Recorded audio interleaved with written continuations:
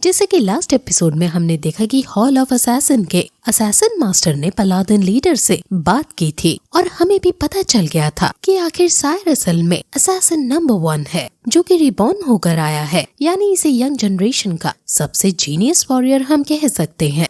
अब फिर हम असैसिन मास्टर, जिसका नाम मास्टर यिंगज़ी है, उसको अपने जासूस से बात करता हुआ सुनते हैं, जो सायर को खबर देता है कि सायर हाओशन को सही सलामत उसके घर पहुंचा आई है और यंग वैंग हंगजाओ की हालत काफी बुरी थी, लेकिन अब वो सुधर रही है और कुछ ही दिनों में वो बिल्कुल सही हो जाएगा।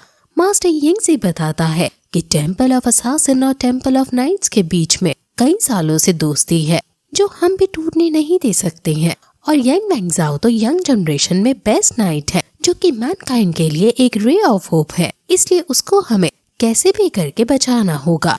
तो मेरी तरफ से प्रीस्ट टेम्पल में जाओ और चाहे कितने भी पैसे खर्च क्यों ना हो जाए, अच्छे से अच्छा इलाज और डॉक्टर ढूंढ कर लाओ। और फिर जासूस अपनी तरफ से एक बात और बताता है कि जो हाओशन है ये बचपन से ही काफी टफ और सिंसियर है, जिसका एकमात्र सपना एक बहुत बड़ा नाइट बनने का है। वो बड़े से बड़े एनिमी के सामने नहीं डरता, और जब सायर असैसिन टेम्पल से पहली बार भागी थी तब हाओशन को उसने अपना दिल दे दिया था, और अगर जब हाओशन उसे ना मिला होता तो सायर कभी अपने आप घर वापस ना लौटी होती। और हाओशन अब उन्हें फिर से मिल गया है, लेकिन अभी तक हाओशन को सायर की असली आइडेंटिटी नहीं पता चली है। उसे सिर्फ यही लगता है कि सायर एक ऑर्डिनरी अंधी लड़की है, लेकिन मैंने हाओशन को देखा है कि वो फिर भी सायर की काफी अच्छे से रिस्पेक्ट करता है। सायर के लिए ये रिलेशनशिप उसके अंधकार भरे जीवन में एक उजाले की तरह है, और उनका बॉन्ड मुझे काफी स्ट्रॉन्ग बनता हुआ दिखाई दे रहा है, लेकिन इसके कुछ अजीब कॉन्सिक्वेंसेस भी हो सकते हैं। यंग वैंगजाओ काफी ज्यादा इंजर्ड हो गया था, बट चलो उसकी जान बच गई, लेकिन आगे इसकी क्या गारंटी है कि सायर ऐसे ही फिर से किसी की जान नहीं लेगी और तबाही नहीं मचा देगी। उसके अंदर अभी भी जो गुस्सा और अंधेरा है वो उसके दिल को घेरे हुआ है, और मैं आशा करता हूँ कि हाओशन उसके अंधेरे से भरे जीवन में रोशनी ला देगा। मास्टर यिंगज़ी को भी इसका काफी दुख था, और वो पर्सनली यंग वैंगजाओ के पास जाकर उससे माफी मांगने का डिसाइड करते हैं। वही हम सायर को देखते हैं जिसने खाई में गिरते हुए हाओशन को बचा लिया था, और वो उसे रूम में ले आई है और उसका ध्यान रख रही है, लेकिन वो अभी भी आंखें नहीं खोल रहा और वो ज्यादा देर तक यहाँ नहीं रुक सकती है, इसलिए वो वहाँ एक नोट छोड़कर चली जाती है।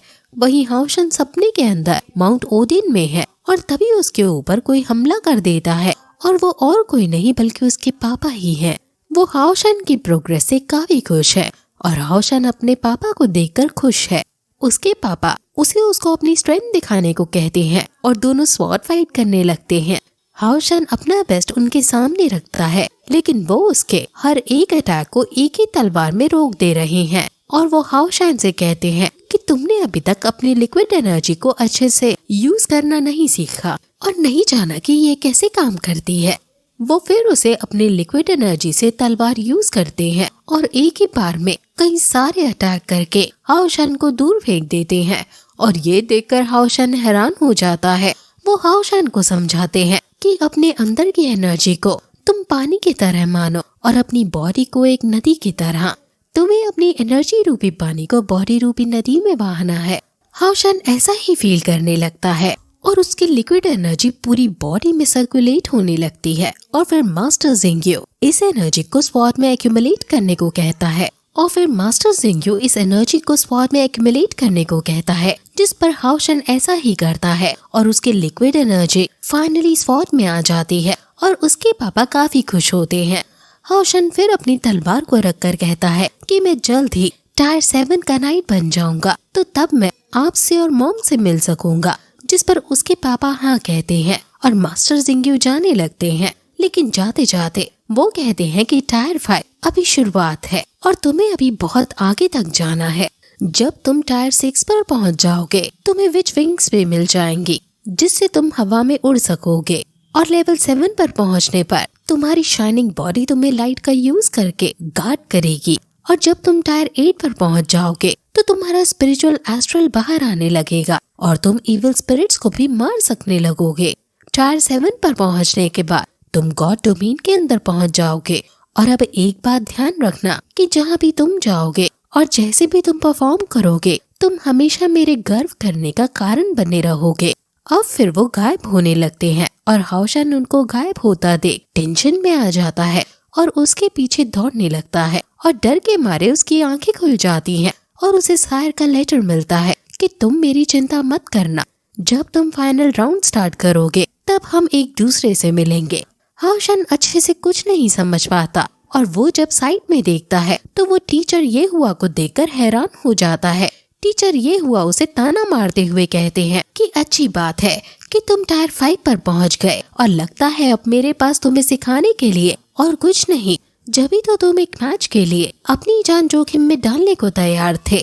हाओशन उन्हें समझाता है कि ऐसा नहीं है, वो बस अपना बेस्ट देना चाहता था। जिस पर टीचर ये हुआ जब उससे क्रॉस क्वेश्चन करते हैं कि अगर तुम डेमंस के खिलाफ अपनी टीम को लीड करते हुए लड़ोगे तो तब भी क्या ऐसे ही करोगे। जिस पर हाओशन कहता है कि जब मैं टीम में होऊंगा और मेरी जान बचे रहना मेरी टीम के लिए जरूरी है, इसलिए तब मैं ऐसा नहीं करूंगा।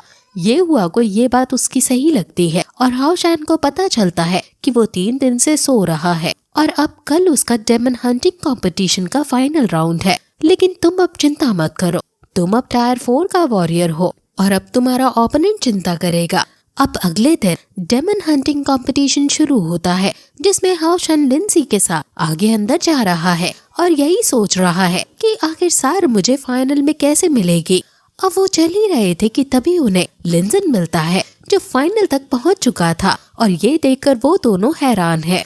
लिंजन कहता है कि तुम्हें याद है ना कि अगर हम दोनों टॉप 3 में आए तो तुम्हें मुझे अपनी टीम में लेना होगा। जिस पर लिंजी थोड़ा उसे हटाते हुए कहती है कि ऐसा कुछ नहीं होने वाला है। लिंजन बताता है कि ऐसा ही होगा क्योंकि विश टेम्पल के प्रीलिमिनरी राउंड्स में मैंने फर्स्ट रैंक हासिल की है। जिस पर हाओशन भी हैरान हो जाता है और कहता है कि फर्स्ट तो मैं भी नहीं आया अपनी फील्ड में, टॉप 3 में आने के चांसेस तुम्हारे ज्यादा हैं। जिस पर लिंजन बताता है कि फाइनल राउंड्स प्रीलिमिनरी राउंड से अलग होते हैं और इसमें लक भी काफी रोल प्ले करता है। और फिर वो ऐसे ही और बातें बताने लगता है और आगे चलते चलते हाओशन को यांग बैंगजाओ देखता है जो पूरी तरह से हेल्दी नहीं था।